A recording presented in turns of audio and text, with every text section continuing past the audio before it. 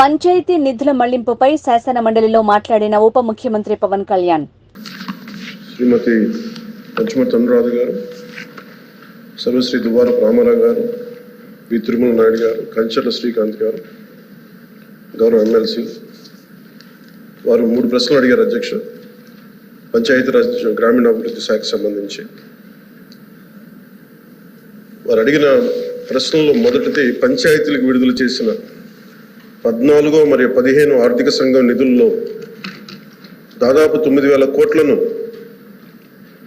ప్రభుత్వం దారి మళ్లించిన విషయం వాస్తవమేనా? రెండో ప్రశ్న, కేంద్ర ప్రభుత్వ అధికారులు కొన్ని పంచాయతీలను సందర్శించి కొన్ని అవకతవకల్ని ఎత్తి చూపడం కూడా వాస్తవమేనా?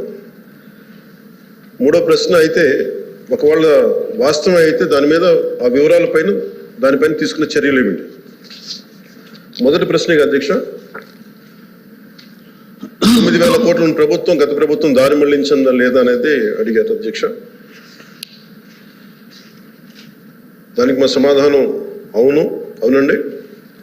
కేంద్ర ఆర్థిక కమిషన్ గ్రాంట్లలో మళ్లింపు జరుగుతోంది. ఇప్పటి వరకు భారత ప్రభుత్వం ఆర్థిక కమిషన్ గ్రాంట్ను విడుదల చేసినప్పటికీ పంచాయతీరాజ్ సంస్థలకు 998 కోట్ల నిధులు ఇంకా విడుదల కాలేదు. ఇది మొదటి దానికి సమాధానం అధ్యక్ష. రెండో ప్రశ్నకి, కేంద్ర ప్రభుత్వం అధికారులు రాష్ట్రంలోని ఒక 5 గ్రామ పంచాయతీలను సందర్శించారు.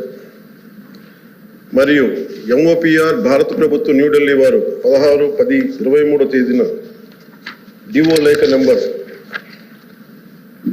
M11015/150/2020 FD Part 1 ద్వారా ఆంధ్రప్రదేశ్ ప్రభుత్వానికి వారి పరిశీలనలు తెలియజేశారు.